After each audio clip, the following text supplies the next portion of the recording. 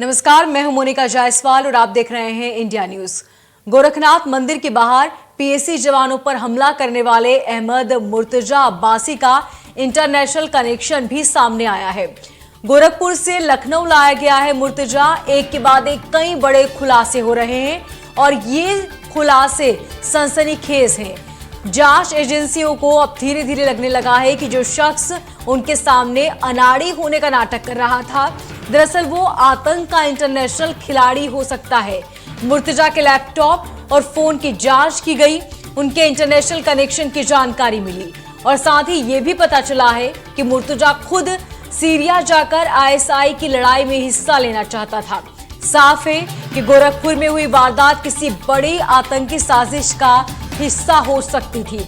इस बात से इनकार नहीं किया जा सकता कि कई बड़ी साजिश को अंजाम देने की फिराक में था मुर्तजा।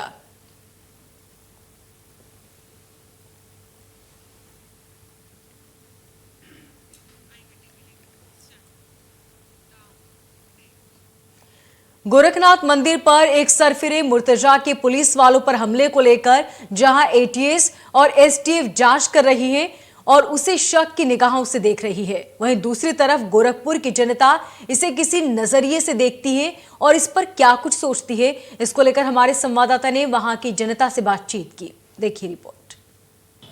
गोरखनाथ में रविवार की देर शाम हुई घटना के बाद से भले ही एजेंसियां, पुलिस और आला अधिकारी हरकत में हैं और लगातार तफ्तीश कर रहे हैं, लेकिन इस मसले को लेकर के, इस घटना को लेकर आम जनता क्या सोचती है, आम जनता के अंदर किस तरह की बातें हैं। हमारे साथ कुछ लोग मौजूद हैं, उनसे हम बात करते हैं। पहले एक यंग लेडी, उनसे बात कर लेते हैं। आप ये बताओ कि गोरखनाथ की घटना आपको पता है, वो जो घटना है उसको किस नज़रिए से आप देखती है और क्या कहना?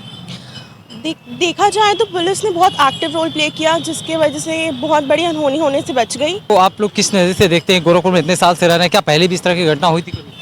ये देखिए, गोरखपुर के ऊपर अक्सर जो है कुछ न कुछ इस तरीके की जो है सुनियोजित घटनाएं होती रहती हैं। पहले भी गोलघर में 3-4 जगहों पे एक साथ जो है एक ही दिन में कुछ ही घंटों में विस्फोट करने की कोशिश की गई थी और आज ये हमारे धर्म स्थल, जो कि इस पूर्वांचल का सबसे बड़ा धार्मिक स्थल है, उसके ऊपर इस तरह का कदम उठाया गया। ये बहुत ही शर्मनाक घटना है। पूरी घटना को कैसे देखते हैं, क्या मानना है, एक आम जनता क्या सोचता है? देखिए, सबसे बड़ी चीज़ है कि हमें टेक्नोलॉजी की तरफ आगे बढ़ना पड़ेगा। शहर में फेस सेंसर्स लगाने पड़ेंगे, जिससे वो चेहरों को आइडेंटिफाई हो सके जो सही दिशा में नहीं चल रहा है, और ऐसे लोगों को क्रिमिनल एक्टिविटी जो है आधार से अटैच करनी पड़ेगी ताकि पता चल सके ये किस मानसिकता का व्यक्ति है और ये किस मानसिकता का व्यक्ति है। अगर जागरूक हो जाए, एक एक व्यक्ति जागरूक हो जाए तो इस तरह की तमाम घटनाओं को हम रोक सकते हैं। किस नज़रिए से आप देखते हो? आप एक यंग हो, वो भी यंग था, केमिकल इंजीनियर था। सर देखिए, पहले के दौरान इस समय जो बीजेपी की सरकार चल रही है और बाबा जी का जो प्रशासनिक व्यवस्था है सबसे उच्चतम क्वालिटी में गिनी जाती है, चुनाव के माहौल में भी और इस समय प्रेजेंट में भी उसी का नतीजा है कि एक बहुत बड़ी घटना होने से आज गोरखनाथ मंदिर में मतलब सारे लोग सुरक्षित रहे। नहीं तो ऐसी आम जगह पे इस तरह की घटनाएं मतलब आम तौर पे हमेशा होती रहती है, उसकी कोई कहने वाली बात नहीं है। और जो कहा जा रहा है कि मुर्तजा अंसारी जो था वो मेंटली डिस्टर्ब है या फिर ऐसी कोई बात है, तो हमको नहीं लगता कि इस तरह की कोई बात है, क्योंकि अगर इस तरह का बात होता तो कहीं भी इस तरह की घटना कर सकता था। अदरवाइज उसको मंदिर ही क्यों मोटिव लगा, इसमें प्रशासन को जांच करने की जरूरत है। बिल्कुल, बहुत सही कहा आपने, और यही वजह है कि सारी एजेंसियां इस पूरे मसले को लेकर जांच कर रही हैं। और आपने देखा कि पुलिस और एजेंसियों के साथ साथ आम जनता भी इस बात से ताल्लुक रखती है और ये सोचती है कि अगर वो मेंटली डिस्टर्ब होता तो किसी और जगह पुलिस थाने में, पुलिस के पास या कहीं जा करके वो इस तरह की हरकत करता। अगर जैसा कि वो कह रहा था कि मुझे पुलिस गोली मार दे और एक धार्मिक नारा लगा रहा था, तो कहीं ना कहीं आम जनता भी इसे सोचती है कि आखिर उसने मंदिर ही क्यों चुना, मंदिर के जवानों को ही क्यों चुना। तमाम तरह के ऐसे सवाल है जो जनता भी जानना चाहती है और शायद यही वजह है कि एजेंसियां तमाम अलग अलग जगहों पर, अलग अलग बिंदुओं पर जांच कर रही है। अब ये जांच के बाद पूरा चीज क्लियर हो पाएगा कि आखिर उसका पूरा मंशा इस पूरे हादसे को करने का क्या था। Sushil Kumar, India news, Gorakhpur. गोरखपुर में हुए हमले के बाद मुर्तजा को लेकर कई खबरें सामने आ रही है। सुरक्षा एजेंसियां हर दिन मुर्तजा को लेकर कई खुलासे कर रही है। मुर्तजा के भी कनेक्शन अलग अलग जगहों से सामने आए हैं। गोरखपुर से लखनऊ तक सुरक्षा एजेंसियां अलर्ट है। वहीं प्रदेश में मुर्तजा के सहयोगी की भी तलाशी ली गई है। अलग अलग जगहों पर छापेमारी का दौर लगातार जारी है, लेकिन सवाल यह है कि मुर्तजा को आखिर मोहरा किसने बनाया। गोरखपुर के गोरखनाथ मंदिर में सुरक्षा कर्मियों पर हमले के आरोपी मुर्तजा अहमद अब्बासी से लखनऊ में जांच एजेंसियां लगातार पूछताछ कर रही हैं। जैसे जैसे दिन बीत रहे हैं, मुर्तजा को लेकर अलग अलग खबर सामने आ रही है। गोरखनाथ मंदिर के बाहर हुए हमले की जांच में अभी तक जांच एजेंसियों को कई पुख्ता सबूत हाथ लगे हैं। जांच एजेंसियों का दावा है कि मुर्तजा दिमागी रूप से बीमार तो नहीं है, बल्कि वो शातिर है। मुर्तजा ने विदेशी सिम कार्ड भी खरीद रखा था। इसी नंबर और चैट बॉक्स के जरिए वो आईसिस जैसे आतंकी संगठनों के संपर्क में था। इस्लाम को लेकर मुर्तजा का ब्रेन वॉश किया गया था। मुर्तजा दिमागी रूप से बीमार तो नहीं है, बल्कि वह शातिर है। मुर्तजा ने विदेशी सिम कार्ड भी खरीदा था और इसी नंबर और चैट बॉक्स के जरिए वो आईएसआईएस जैसे आतंकी संगठन के संपर्क में आया था। सुरक्षा एजेंसियों की माने तो इस्लाम को लेकर मुर्तजा का ब्रेन वॉश किया गया था। हालांकि यूपी एटीएस टीम है लगातार मुर्तजा से पूछताछ कर रही है। यूपी एटीएस और एसटीएफ की जांच में अब तक कई खुलासे किए गए हैं। जांच एजेंसियों की माने तो मुर्तजा बहुत खतरनाक मंसूबों के साथ गोरखनाथ मंदिर पहुंचा था। अगर वो अपनी साजिश में कामयाब हो जाता तो बड़ी घटना हो सकती थी। कई लोगों को निशाना बनाया जा सकता था। मुर्तजा के पास से अब तक जो दस्तावेज मिले हैं, उससे कहीं ना कहीं ये स्थापित होता है कि मुर्तजा कहीं ना कहीं आतंकियों के संपर्क में था। आतंकी इरफान के भाई गुफरान के साथ मुर्तजा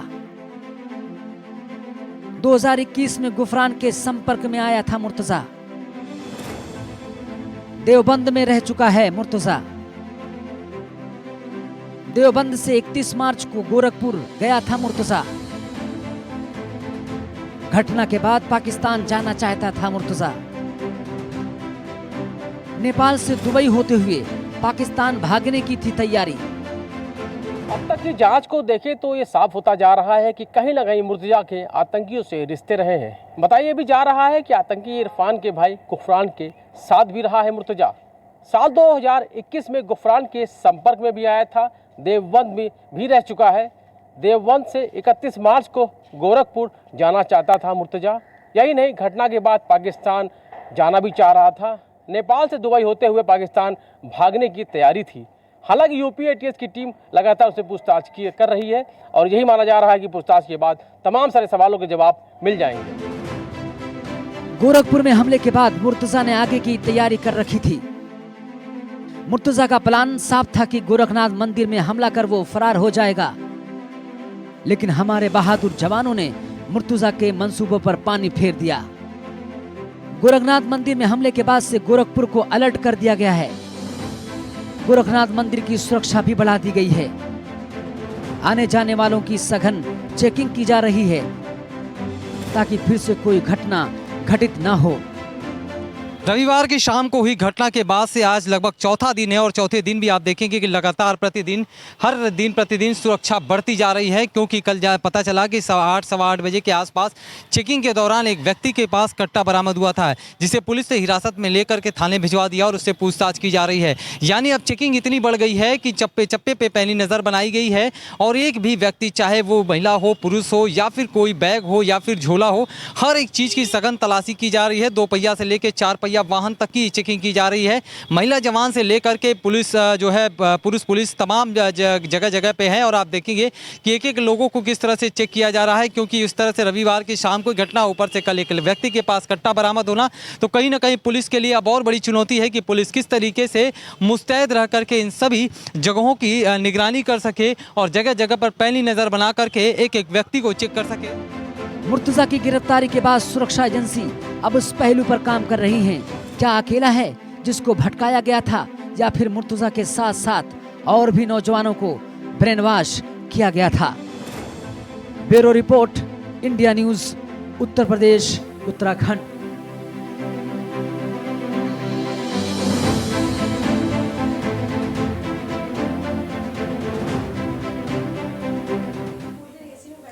अलीगढ़ मुस्लिम यूनिवर्सिटी एक बार फिर से विवादों में है। एएमयू के प्रोफेसर ने रेप के मुद्दे पर बनाए गए प्रेजेंटेशन में हिंदू देवी देवताओं के खिलाफ आपत्तिजनक बातें लिखी। सोशल मीडिया पर स्लाइड की फोटो आने पर हंगामा मचा। तो एएमयू प्रशासन और फैकल्टी ऑफ मेडिसिन के असिस्टेंट प्रोफेसर जितेंद्र कुमार को निलंबित कर दिया गया। प्रोफेसर पर विद्यार्थियों, स्टाफ और लोगों को धार्मिक भावनाओं को ठेस पहुंचाने के आरोप लगे हैं।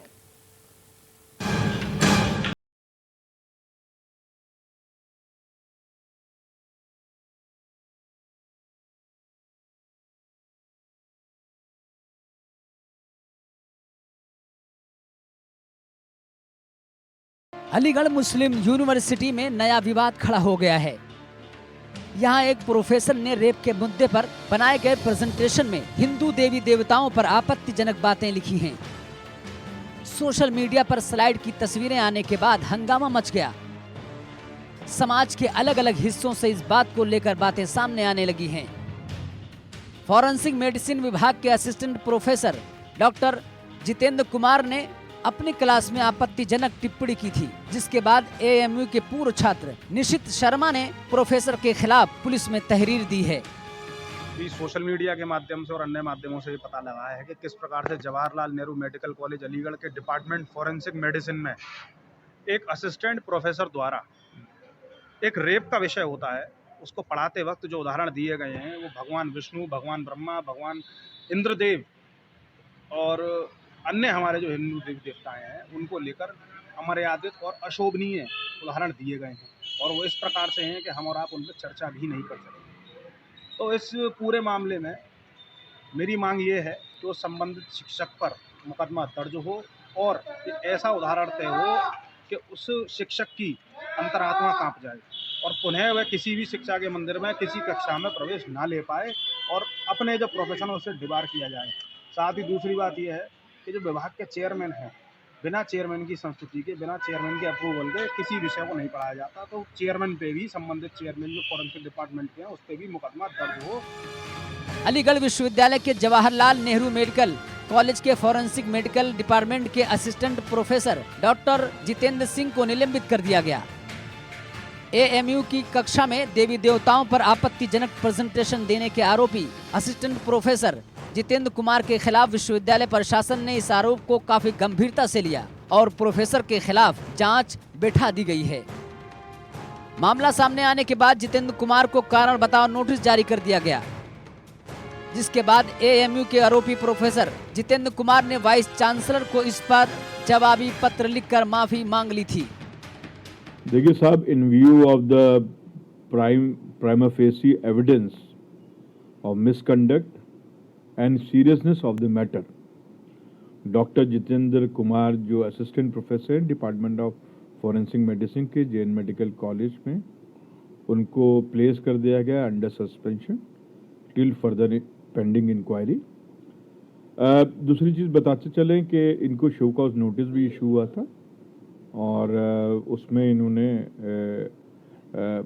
उसके आधार पे जो इनका रिप्लाई आएगा फिर आगे का अगर लाइन ऑफ एक्शन कोई तय होता तो हम आपको बताएंगे। जितेंद्र कुमार ने माफी मांगते हुए लिखा कि मैं अपने द्वारा दिए गए बयान के लिए माफी मांगता हूं। मैंने यौन शोषण से जुड़ी घटनाओं को पौराणिक घटनाओं से जोड़ा है। मैं भविष्य में ऐसा नहीं करूंगा, इसका विश्वास दिलाता हूं।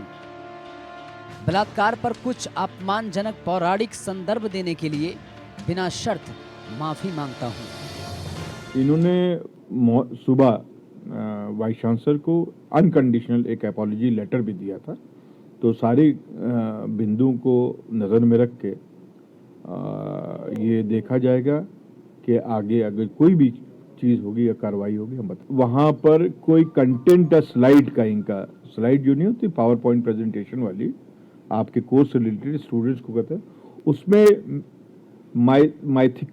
माइथिकल रेफरेंस ऑफ एक पर्टिकुलर टॉपिक पे, रेप पे था, तो उसके बारे में कुछ कहना चाहिए ऑब्जेक्शनबल चीज़ स्लाइड पे लिखी पाई गई, जिसके बारे में तुरंत इसका संज्ञान लेते हुए अलीगढ़ एडमिनिस्ट्रेशन ने और फैकल्टी ऑफ मेडिसिन ने स्ट्रांगली इसे कंडेम किया और इनको शो कॉज नोटिस इशू हुआ। साथ में 2 मेंबर्स कमेटी भी फॉर्म हो गई, इंक्वायरी कमेटी। भले ही अलीगढ़ मुस्लिम यूनिवर्सिटी में विवाद होने के बाद इस पर तुरंत कार्रवाई की गई है, लेकिन विश्वविद्यालय को यह तय करना होगा कि भले ही यहाँ खुले विचारों का आदान प्रदान हो, लेकिन इसमें किसी की भी भावना आहत नहीं होनी चाहिए। Bureau report, India news, Uttar Pradesh, Uttarakhand.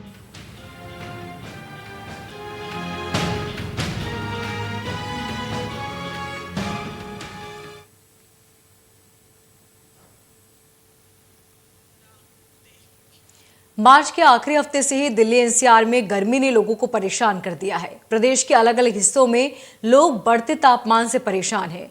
गर्मी से बचने के लिए लोग कई तरह के उपाय कर रहे हैं, लेकिन सबके बीच बढ़ती गर्मी ने अब मिट्टी के बर्तनों की डिमांड भी बढ़ा दी है। आखिर मिट्टी के बर्तन की खासियत क्या है और इसमें पानी पीने से क्या कुछ लाभ होता है, देखिए रिपोर्ट।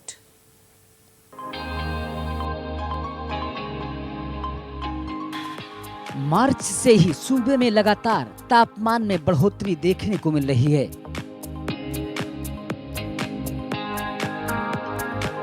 तापमान बढ़ने के कारण लोगों को काफी परेशानी का सामना करना पड़ रहा है। सूरज लगातार अपनी तपन बढ़ा रहा है, लेकिन इस भीषण गर्मी में बाजारों में मिट्टी के बर्तनों की डिमांड बढ़ गई है।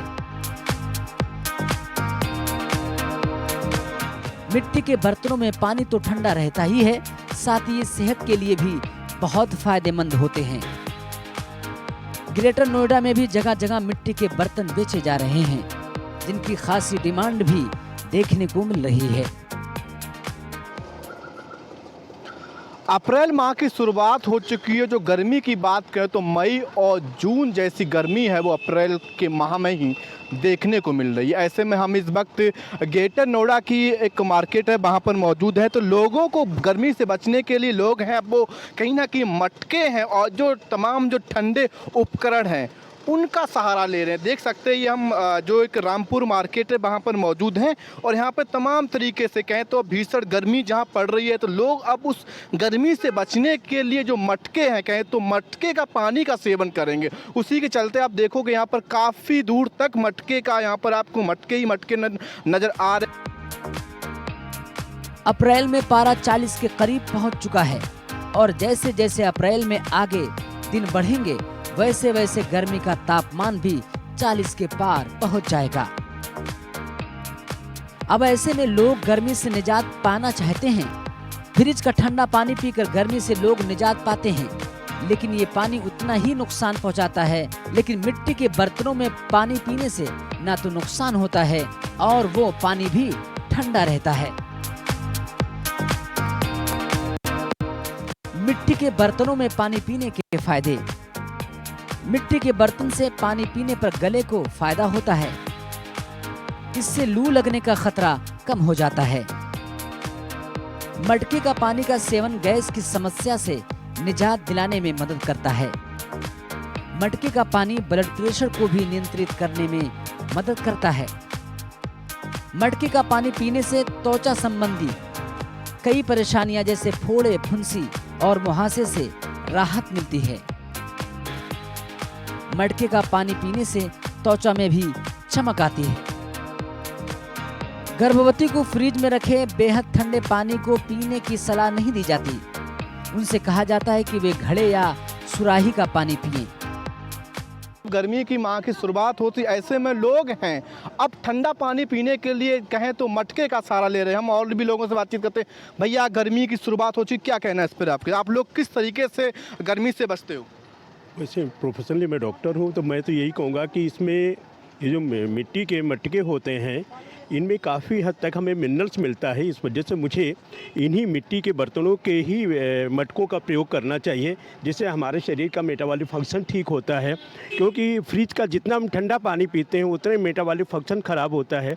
तो हम सभी को सजेस्ट करेंगे कि मटके का पानी पीने से वास्तव में हर एक व्यक्ति हेल्दी रहेगा। मिट्टी के बर्तन के बाजारों में लोगों की भीड़ दिख रही है और लोग जमकर खरीद भी रहे हैं। मिट्टी के बर्तनों में इस बार बहुत वैरायटी है, जिसमें सबसे ज्यादा मांग पानी की बोतल की है। पिछले साल की अपेक्षा इस वर्ष मिट्टी के बर्तनों को लेकर लोगों में ज्यादा क्रेज नजर आ रहा है और लोग जमकर खरीदारी भी कर रहे हैं। हाँ, अभी तो बस बिक ही रहे हैं और ज़्यादा गर्मी पड़ेगी तो और ज़्यादा बिकेंगे। अभी लोग आ रहे हैं? आ रहे हैं लोग बाग, ले जा रहे हैं। जिसको मटके की आदत है वो तो मटके का ही पानी पियेंगे। अच्छा, तो आप यहाँ पर कब से लगाते हो ये दुकान? जी हमें यहाँ पर 2-3 साल हो गए। वैसे हम तुगलपुर रहते हैं, तुगलपुर से आए हैं यहाँ पर मार्केट में बेचने के लिए। तो लोगों का रिस्पॉन्स कैसा है मटके की तरफ? जी बढ़िया है। बढ़िया। हाँ जी। मिट्टी के बर्तन में जहां पानी पीने से सेहत अच्छी रहती है तो साथ ही कुम्हारों की भी कमाई बढ़ती है। संवाददाता रजत कुमार के साथ इंडिया न्यूज, उत्तर प्रदेश, उत्तराखंड।